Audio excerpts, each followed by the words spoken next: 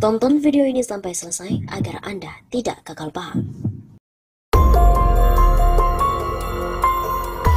Jokowi benar-benar akan ulangi tragedi Soeharto dan juga Gus Dur jika nekat tunda pemilu 2024. Usulan penundaan pemilu 2024 diminta tidak dipaksakan, sebab bila penundaan terjadi, peristiwa jatuhnya seorang presiden yang pernah terjadi di Indonesia akan terulang kembali. Kita harus menghindari turunnya presiden-presiden kuat dengan tragedi. Bung Karno turun dengan tragedi, Pak Harto turun dengan tragedi, dan kita lihat Gus Dur yang mengeluarkan dekrit juga diturunkan dengan tragedi. Ketua Umum Partai Gelora Anies Mata mengatakan hal tersebut kepada wartawan pada hari Kamis 31 Maret kemarin.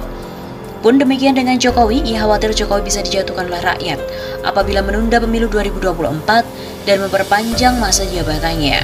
Oleh karenanya, Anies mengajak para elit bangsa untuk berpikir bahwa warisan pemimpin tidak harus disederhanakan melalui monumen untuk mengingat keberhasilannya. Seorang pemimpin itu harus percaya pada bangsanya sendiri. Yang penting, pemimpin itu sudah mulai langkahnya dan dia tidak bisa memaksakan orang yang datang sesudahnya harus mengikuti. Anies Mata juga menyadari bahwa godaan liar terhadap ide penundaan pemilu ini sangat besar dan luar biasa. Dalam tradisi bangsa kita ada istilah jangan keterlaluan, kira-kira begitu. Ini perlu diperhatikan karena biasanya ada pembalikan yang berbahaya bagi yang punya ide terhadap dirinya sendiri. Begitu tutupnya.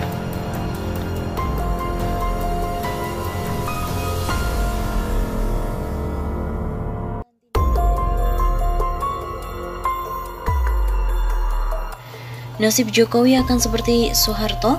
Persatuan Aktivis 98 mengancam akan demo besar-besaran. Aktivis 98 tidak setuju dengan wacana penundaan pemilu 2024 sekaligus memperpanjang masa jabatan Presiden Jokowi.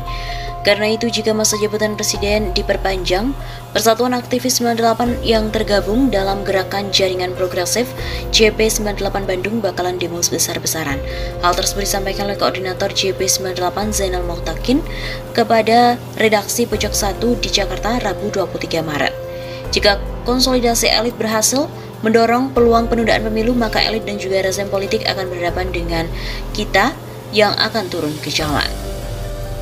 Begitu ujarnya. Karena itu JP98 meminta para elit politik yang mewacanakan hal tersebut untuk berpikir ulang. Kami menghimbau rezim saat ini untuk berpikir ulang tentang rencana tersebut karena berhadapan dengan rakyat. Ia juga mengatakan banyak masyarakat yang tidak setuju dengan wacana penundaan pemilu dan juga memperpanjang masa jabatan presiden. Seluruh masyarakat Indonesia menolak usulan ataupun wacana pada segelintiran elit politik itu. Pasalnya, lanjut Zainal, hal tersebut jelas-jelas melanggar ketetapan yang telah ditetapkan konstitusi negara. Kan sudah jelas diatur dalam Undang-Undang Dasar, batas paling lama menjadi presiden ya 2 periode. Jika ingin melanjutkan itu namanya melanggar konstitusi. Sebelumnya diketahui, Caimin alias Muhaimin Iskandar mengusulkan agar pemilu 2024 ditunda selama 1 atau 2 tahun. Dengan begitu, masa jabatan Jokowi juga diperpanjang. Wakil Ketua DPR itu menyebut usulan terlintas olehnya usai menerima pelaku usaha mikro. Saya usulkan pemilu 2024 ditunda 1 atau 2 tahun. Usulan ini nanti akan saya sampaikan ke pimpinan-pimpinan partai dan presiden. Para pelaku usaha dan ekonom memprediksi Indonesia akan mengalami momentum perbaikan ekonomi usai 2 tahun pandemi COVID-19. Menurut Muhaimin, momentum itu tidak boleh terganggu dengan adanya pesta politik. 110 juta warga mendukung pemilu untuk ditunda, sesuatu yang tidak mungkin. Pasalnya pemilih Jokowi saja di Pilpres 2019 tidak lebih dari 85,6 juta. Big data yang ngarang. Pendukung Jokowi sudah banyak yang kecewa, jangankan perpanjangan masa jabatan presiden. Ngurus minyak goreng aja tidak becus. Begitulah suara rakyat bawah. LBP dan Jokowi merasa terancam bila presiden yang terpilih tahun 2024 bukan presiden yang dikehendaki. Nama-nama yang disebut-sebut berpeluang besar menang Pilpres 2024 bukan orang yang bisa dikendalikan oleh LBP dan juga oligarki politik. LBP dan Jokowi semakin terpojok. Skenario 3 periode gagal, perpanjangan masa jabatan presiden dengan alasan pemilu ditunda juga gagal. LBP pun panik. Jokowi ngadem berkemah di IKN. Bangun kota bukan pindah ibu kota. Dikatakan pindah ibu kota kalau kotanya sudah ada. Misalnya pindah ibu kota ke Bogor. Atau seperti Putrajaya Malaysia. Ini kota hutan belantara jadi IKN. Yang waras pun mikir. Isu retaknya hubungan Jokowi dan Panglima TNI Andika Perkasa dinilai sebagai settingan. Pemicunya, ketidakhadiran Andika Perkasa di Rapim TNI beberapa hari lalu. Sementara Jokowi hadir, ada kesan yang sedang dibangun, menarik simpati rakyat terhadap Andika Perkasa. Presiden tidak sejalan lagi dengan Panglima TNI. Harapannya, elektabilitas Andika Perkasa pun naik. Survei Litbang Kompas terbaru, elektabilitas Andika Perkasa 2%. Langsung mengungguli Erick Thohir 1,1% dan juga Puan Maharani 0,6%. Padahal baliho Puan Maharani tersebar di mana-mana. Erick Thohir ada di ATM Bank Plat Merah. Kabarnya ada kompromi politik.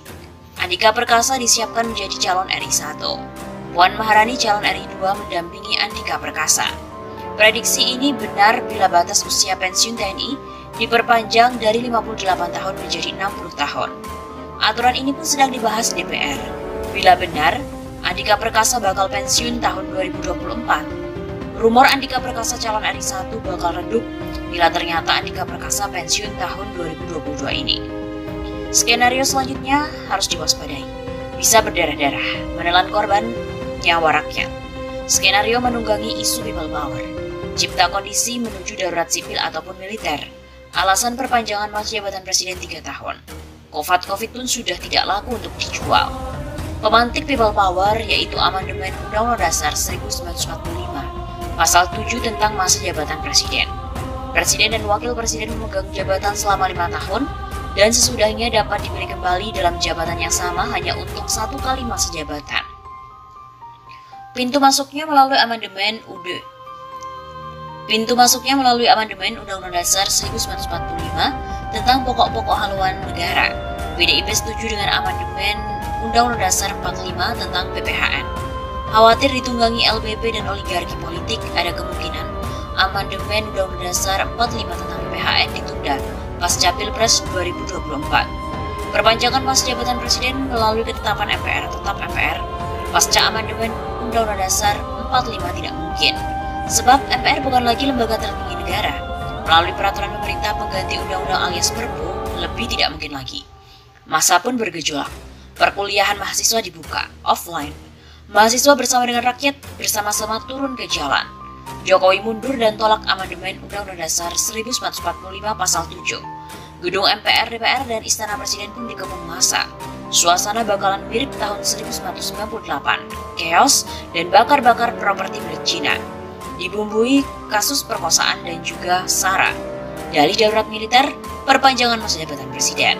Presiden melenggang hingga tahun 2027.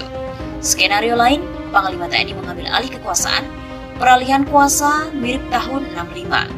Waspada, gerakan murni rakyat ditunggangi elit politik untuk perpanjangan masa jabatan presiden dan peralihan kekuasaan tanpa melalui pemilu. Harus bisa membedakan siapa kawan, siapa lawan.